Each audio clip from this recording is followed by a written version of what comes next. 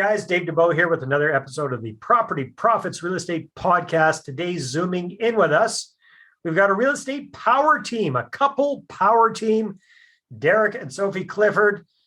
These folks are multifamily investors, they're podcasters, they're vloggers, they're bloggers, they're influencers, authors. My goodness, you guys have done a lot when it comes to real estate investing. And here's the cool thing. They haven't been full-time real estate investors that long. They went from getting into this part-time, now they're into it full-time, and they are really dialing in the three freedoms, like freedom of location, freedom of what the heck you want to do, financial freedom. This is what it's really all about. And that's what these guys help other people to accomplish, either actively or passively as well. So Derek, Sophie, welcome to the podcast. Dave, it is an honor to be on with you. Yes, I love your energy, Dave. It's so fun. Always so fun. Well, thanks, you guys. I had the pleasure of being on your podcast not that long ago, so I'm thrilled to have you on mine. And now, you guys, you know what? I've been divorced once. I'm on my second marriage. I'm trying to make this one work. You guys seem to be happy. You seem to have things going on nicely. And here's the thing.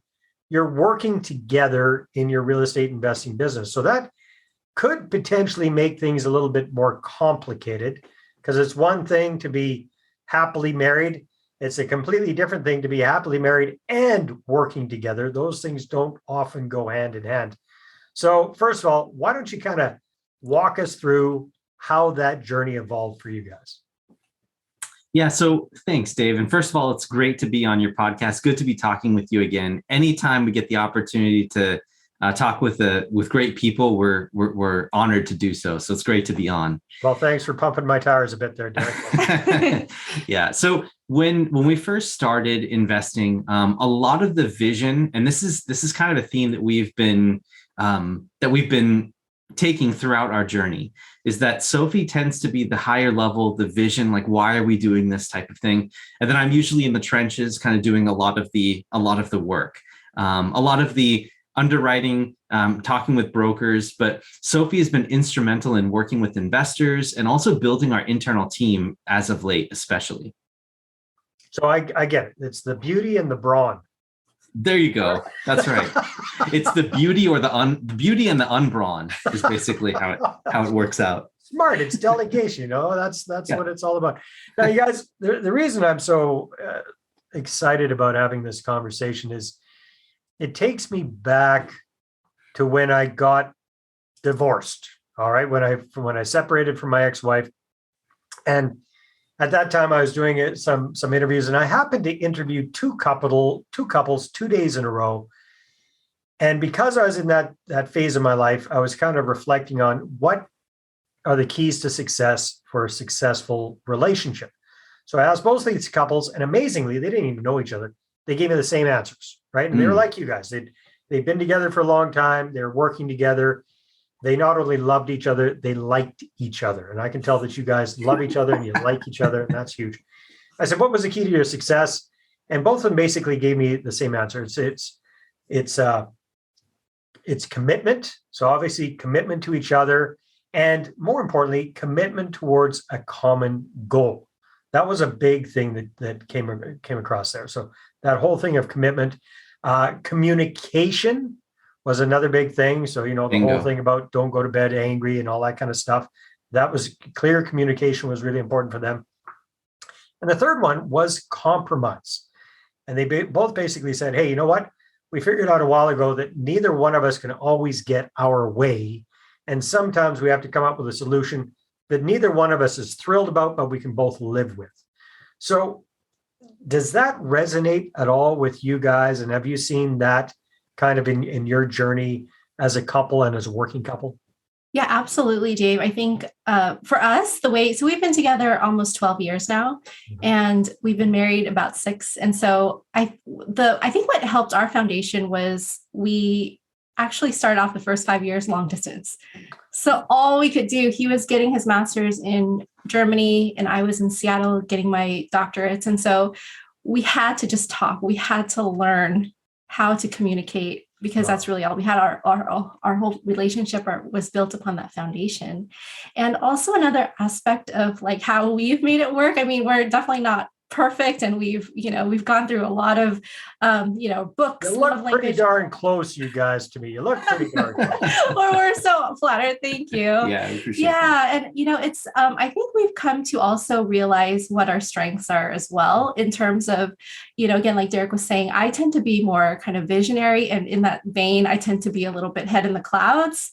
And he pulls me down. But then when he's in the trenches, I can be like, but wait, let's take a look at the bigger vision in all of this. And so, kind of bringing that back to real estate investing, I grew up in a real estate investing family. My parents are immigrants. We're refugees from Cambodia. And so all I knew was entrepreneurship. All I knew and all I understood was that anything is possible.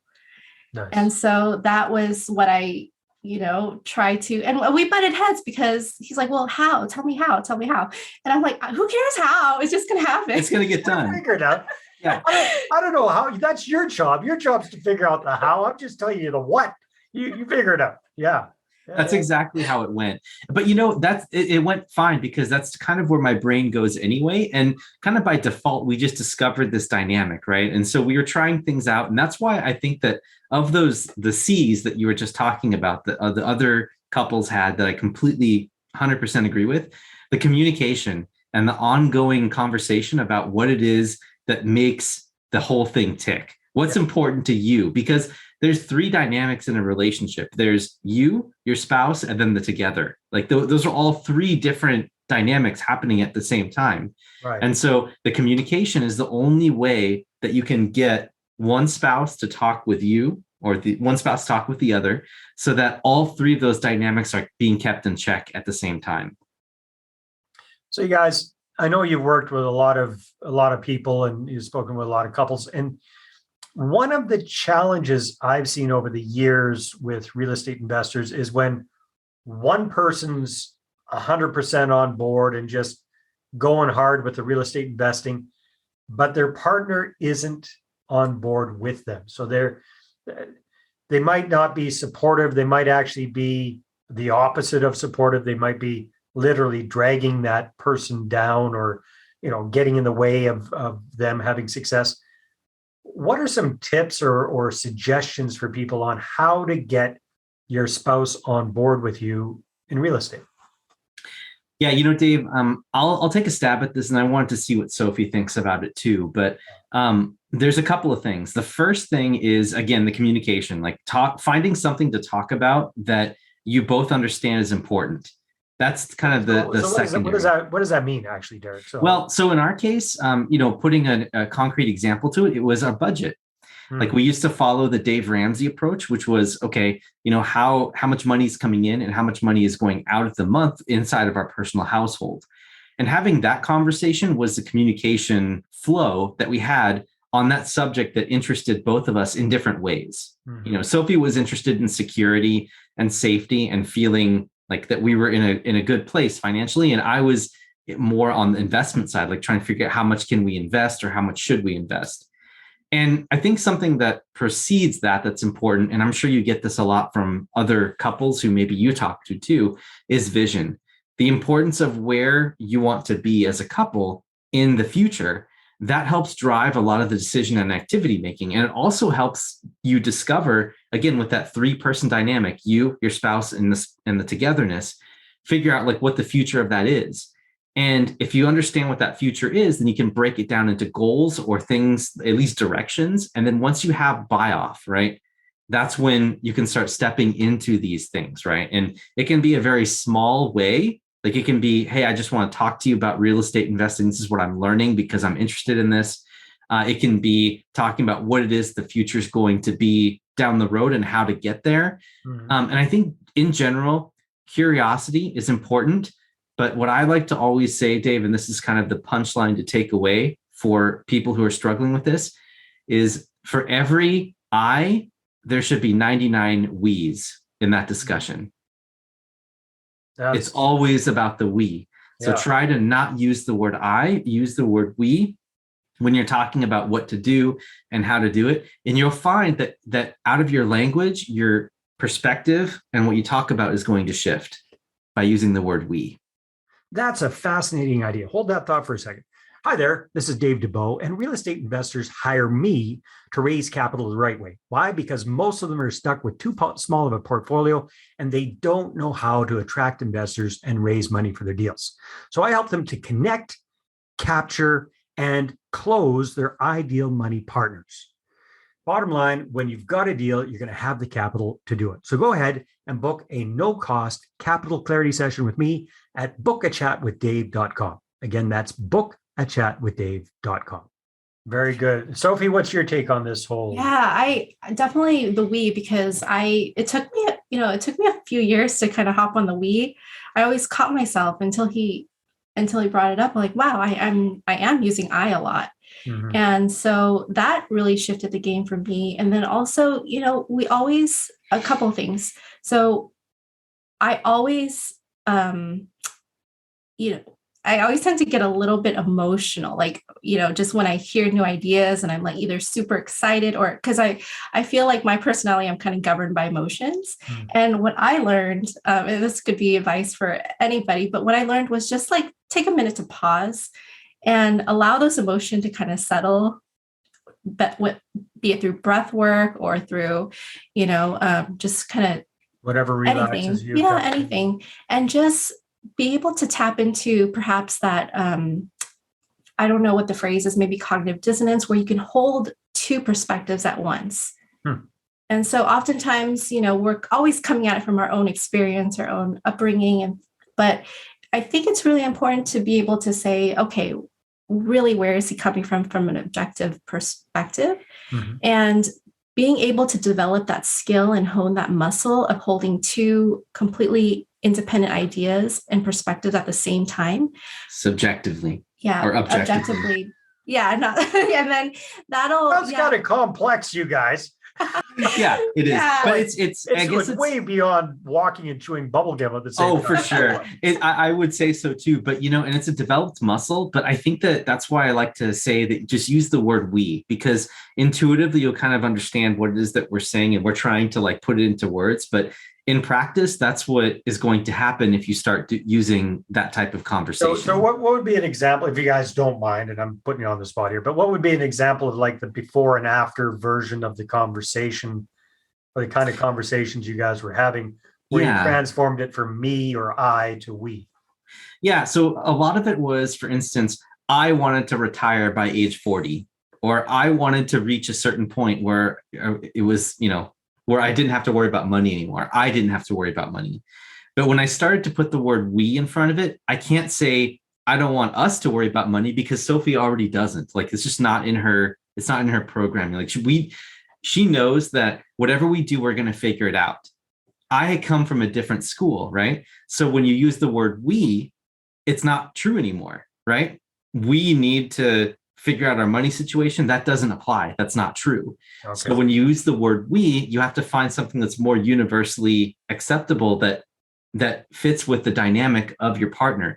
So what did that look like for you guys in that conversation? Yeah. So what it looked like then, and this was a while ago, but what it looked like was being able to do the things that we wanted to do and being able to carry out the vision that we had for our lives, which was to be able to travel, not have to worry about finances, not have to check our bank account every month. And the miraculous thing is that we've achieved all of that. Yeah. And it's because we started to understand what it is that we both wanted together as a team. And now that we're both on the same page, we're working together instead of against each other, because we have our own agendas. Mm-hmm. Okay, so let me ask you guys this, because this is selfish questions, right? So again, it's how to get a little bit of your relationship mojo. So how do you guys suggest to couples who haven't had these kind of conversations before, who haven't really sat down and come up with a couple vision? How do you even get that? How do you do that? How do you get that conversation going? What does that look like? Are you guys doing vision boards together and lists of goals and all? What does that look like for you? So I have a thought real quick, and then I want to see what Sophie has to say. Yeah. But I think that once you understand this is something that you want, I would not advise going straight in to a conversation.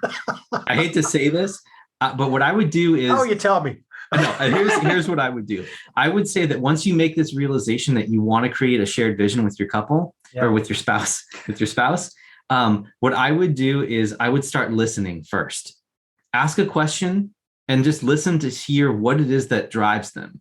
Because when you have the discussion and you sit down, you're like, I've really been giving, like, let's say your spouse is really interested in going to Maui, right? But your financial situation just can't afford that. And you keep hearing it over and over again when you ask questions like, man, wouldn't it be nice to go to Africa or something? And I'm like, no, I'd rather go to Maui, right? That's what your spouse would say. Yeah. And so you collect that. So it starts with curiosity about your spouse and the intention of trying to build something later. So you're just gathering information for what drives the other person and being the leader and saying, this is what I think we can do, right? How does this sound? How does this vision sound?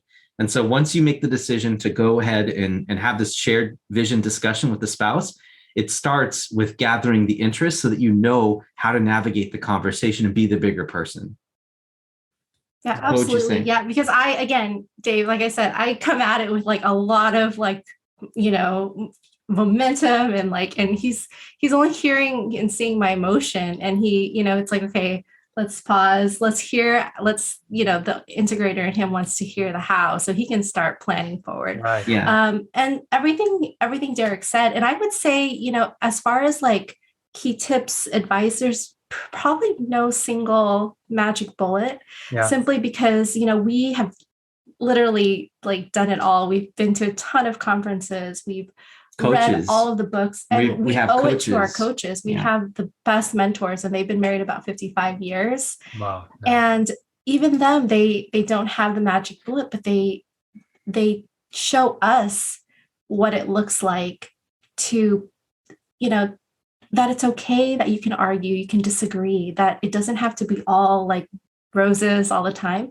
And I think maybe perhaps in and of itself, that could be the magic bullet where we're just like, all right, we can we'll figure it out. We know each other's language. We understand what each other's values are, which thankfully are not far different from each other, which means it's easier for us to relate to one another. And we know what language to use. We know to not use accusatory language to say, you didn't do this. Instead, we just use language that was, this didn't get done. How can we fix that? Yeah. So, just using objective language, like that type of stuff that we just picked up very, subtly over the years. Yeah. And just re-emphasizing, reassuring each other again, like Derek said, like we are a team. I'm going to borrow what our mentor said to us when we asked them that question. Yeah. And pretty much they said, you, at the end of the day, you're going to fight, you're going to run into these, but you just have to cherish each other. Keep talking. And keep communicating, whatever that looks like. And there's and so I think, even when we're upset with each other, we know that he's my favorite person. Yeah. And so that I don't know if that answers your question, but all of the practical stuff is there. I recommend everyone just try it, go down the list, try everything, see what sticks. But at the end of the day, yes, it is about do you truly cherish this person? Agreed. And one last thing, Dave, I know this is supposed to be a short form podcast, but one last thing I wanted to add to is that when it takes a level of self-awareness to be able to put a name to an emotion, but as soon as you can throw out what you're feeling out to the other person, and the other person knows to hold it in that space that Sophie was talking about, where it's objective, then the honesty starts coming out, right? Instead of you being afraid of you revealing your true emotion, instead, a lot of people, what they do is they turn around and walk away and they just don't want to have the conversation, or they escalate immediately to anger.